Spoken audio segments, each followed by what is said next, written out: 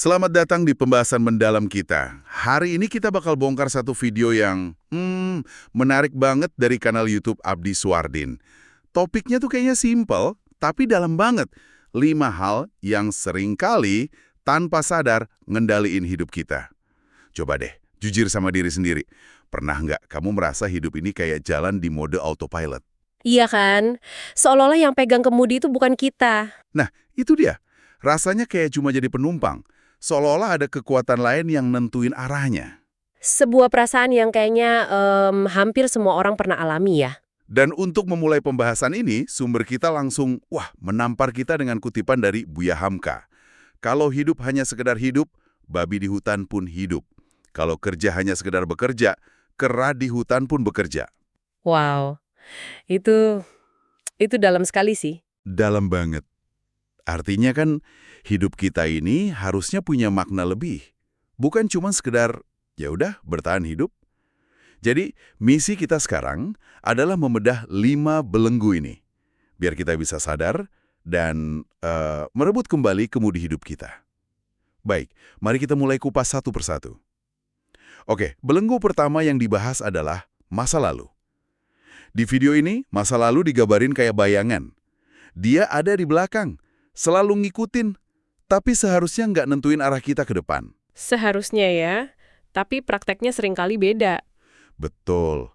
Banyak dari kita yang malah terus-terusan noleh ke belakang. Entah itu nyeret penyesalan, luka lama, atau bahkan anehnya kejayaan masa lalu yang malah bikin kita nggak bisa maju. Oh, itu juga bisa jadi belenggu ya, kejayaan masa lalu. Bisa. Dan analoginya di sini bagus banget. Bayangkan kamu lagi mendaki gunung sambil gendong ransel penuh batu. Beratnya bukan main kan? Nah, katanya begitulah rasanya kalau kita terus-terusan mikul beban masa lalu. Analogi ransel batu itu bukan cuma kiasan loh. Secara psikologis ya, beban emosional dari masa lalu itu beneran menguras energi mental kita di masa sekarang. Oh, jadi ada efek fisiknya juga ya? Bukan fisik langsung, tapi energi mental.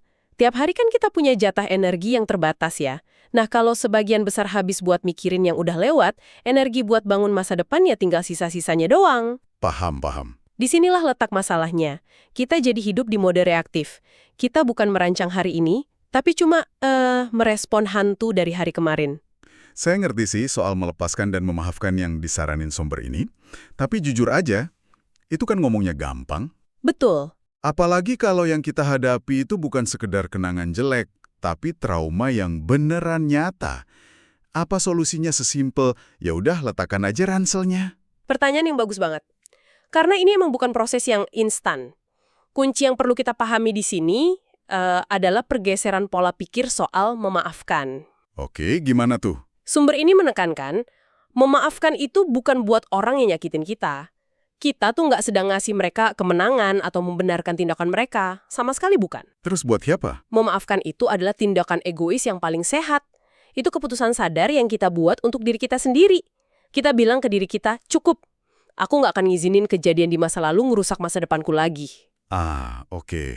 Aku lepasin ransel batu ini bukan karena batunya enteng, tapi karena aku mau jalan lebih ringan. Ini soal merebut kembali kendali atas cerita hidup kita. Jadi ini soal ngambil lagi power kita ya, bukan soal melupakan. Oke, itu ngubah cara pandang sih. Nah, setelah kita, katakanlah berhasil nih naruh ransel batu dari masa lalu, seringkali kita nggak sadar langsung mungut beban baru. Beban yang lain lagi. Iya, beban ekspektasi dari orang-orang di sekitar kita. Ini yang bawa kita ke belenggu kedua, penilaian orang lain. Transisi yang mulus banget. Karena dua hal ini seringkali nyambung. Kadang kita takut dinilai jelek ya, karena pengalaman di masa lalu juga kan? Betul. Contoh di sumber ini juga relevan banget. Milih jurusan kuliah karena disuruh orang tua, bukan karena kita suka. Klasik. Terus, nyari pasangan yang menuhin standar tetangga atau bahkan, lucunya, standar TikTok. Atau bertahan di kerjaan yang kita benci cuma demi gengsi. Itu melelahkan banget pasti. Makanya sumber ini ngajak kita nanya, sebelum ngelakuin sesuatu, ini beneran keinginan gue, atau gue cuma takut diomongin orang? Ada juga metafora cahaya diri yang menurut saya indah banget.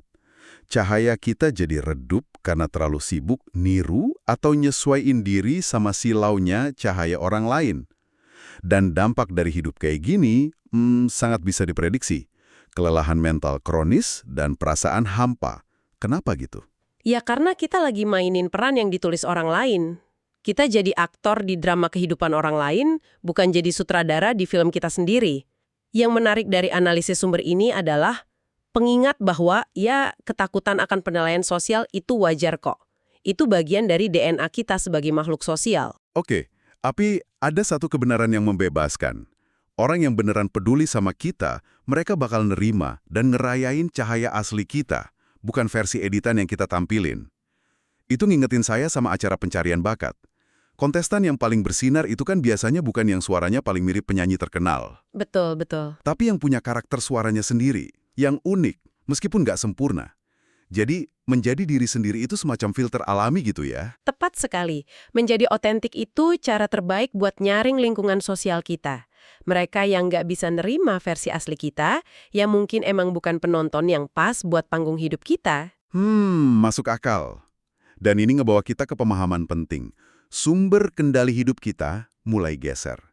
Dari yang tadinya di tangan penonton, kita coba tarik lagi ke tangan kita sebagai pemeran utama.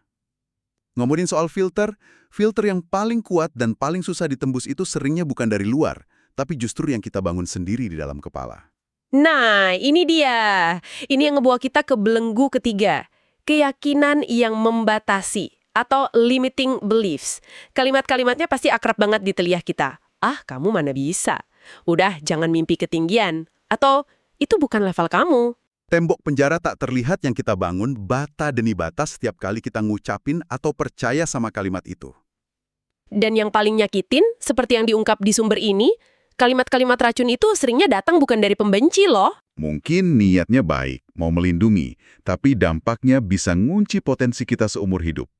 Disinilah kutipan pepatah Afrika dari sumber ini jadi relevan banget.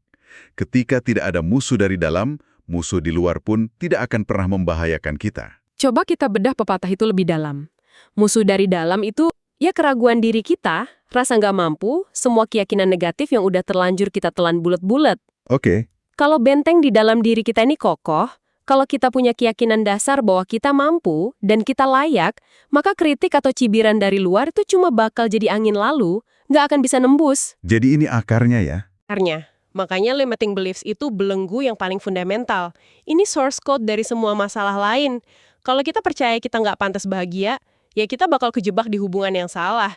Kalau kita percaya kita nggak mampu sukses, ya kita nggak akan pernah berani ambil risiko buat ngejar mimpi kita. Jadi, ini kayak sabotase diri yang kita bahkan nggak sadar lagi kita lakuin ya? Persis, itu penjara yang kita ciptain sendiri, kita kunci sendiri dari dalam, dan kuncinya pun kita yang pegang.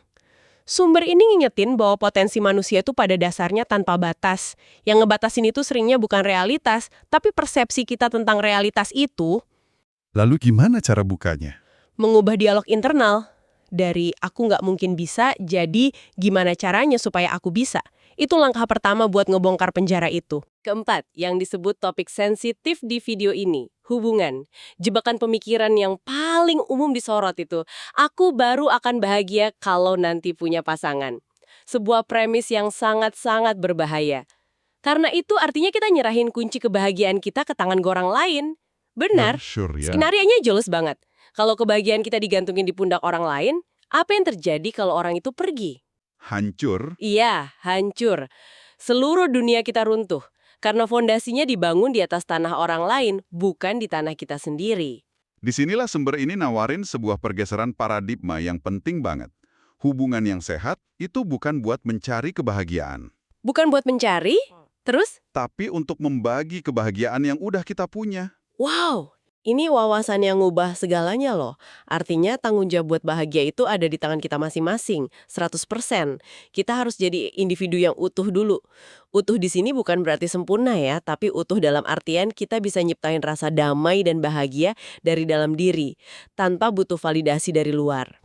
Jadi kayak dua gelas yang udah penuh, terus isinya meluap dan bisa dinikmatin bareng. Bukan dua gelas kosong yang saling berharap diisi sama yang lain. Analogi yang sempurna. Orang hebat, kata sumber ini, gak butuh orang lain buat bikin dia bahagia. Nah, ketika dua individu yang udah utuh dan bahagia ini ketemu, mereka gak saling nuntut, tapi saling memperkaya. Jadi kemitraan ya? Betul, hubungannya jadi kemitraan, bukan transaksi. Dan ini ditegaskan sama kalimat kunci dari sumbernya. Berjuanglah bersama dengan orang-orang yang mau berjuang, bukan dengan orang-orang yang mau diperjuangkan. Itu beda tipis tapi dalam maknanya. Beda banget. Satu itu kemitraan yang setara, satunya lagi proyek penyelamatan yang nggak seimbang, yang pada akhirnya cuma bakal nguras energi salah satu pihak. Pembedaan yang tajam sekali. Dari hubungan, kita sampai di belenggu terakhir. Menurut sumber ini, inilah belenggu yang ngejerat mayoritas orang di planet ini. Sudah bisa ditebak? Uang. Tapi video ini langsung ngasih klarifikasi penting. Uang itu nggak jahat, dan jadi kaya itu nggak dilarang. Justru dengan uang, kita bisa berbuat lebih banyak kebaikan. Sebuah nuansa yang krusial. Masalahnya bukan di uangnya, tapi di posisi uang dalam hierarki nilai-nilai kita. Tepat. Masalahnya muncul ketika setiap keputusan dalam hidup kita, ujung-ujungnya cuma soal duit. Semuanya diukur pakai uang. Ya, contohnya jelas. Milih kerjaan cuma karena gajinya tinggi, padahal tiap pagi rasanya kayak mau berangkat ke medan perang. Atau ngorbanin waktu sama keluarga demi ngejar bonus. Tapi pertanyaannya, di dunia yang serba materialistis ini, gimana caranya kita bisa bikin keputusan tanpa jadiin uang pertimbangan utama? Rasanya hampir mustahil deh. Ini bukan soal ngabain uang ya, itu naif. Ini soal ngubah urutan prioritas. Maksudnya? Pola pikir umum kan gini, kejar uang dulu, baru nanti kalau udah aman, kita kejar passion. Sumber ini justru ngebaliknya. Temukan apa yang jadi panggilan jiwamu. Kerjain itu dengan totalitas dan keikhlasan buat melayani orang lain. Maka uang akan datang sebagai efek samping, sebagai bonus dari nilai yang kamu ciptakan. Jadi uang itu ngikutin nilai yang kita kasih, bukan sebaliknya. Betul.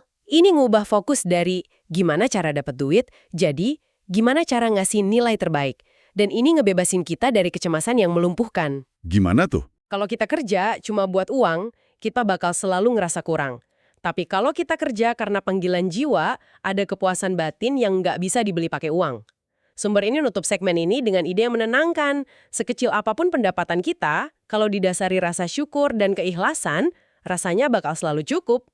Ada perbedaan besar ya antara mencari nafkah dan menjalani panggilan hidup. Yang satu ngisi rekening, yang satunya lagi ngisi jiwa. Idealnya kita bisa dapat dua-duanya. Baik, kita udah bedah kelima belenggu ini. Kalau dirangkum, pertama, kita sering dikendaliin sama beban masa lalu. 1.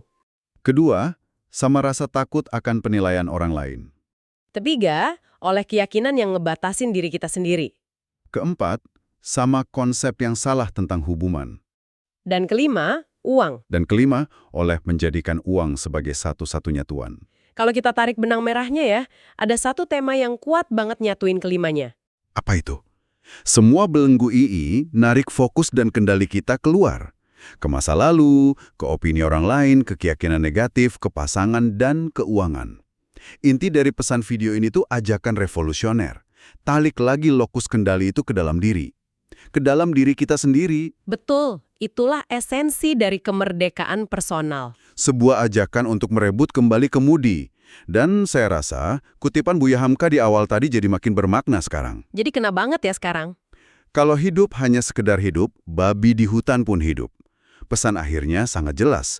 Kita di sini bukan cuma buat numpang lewat, tapi buat ngasih arti, jadi manfaat, dan bertumbuh jadi versi terbaik dari diri kita. Sebagai penutup, saya mau ninggalin satu pertanyaan buat kamu renungkan. Setelah dengar kelima kendali ini, masa lalu, opini orang lain, keyakinan diri, hubungan, dan uang, coba jujur sama diri sendiri. Jika besok kamu punya kesempatan buat ngelonggarin satu aja dari cengkeraman itu, tindakan kecil apa, sekecil apapun yang bisa jadi langkah pertamamu. Terima kasih sudah menyimak pembahasan mendalam kita.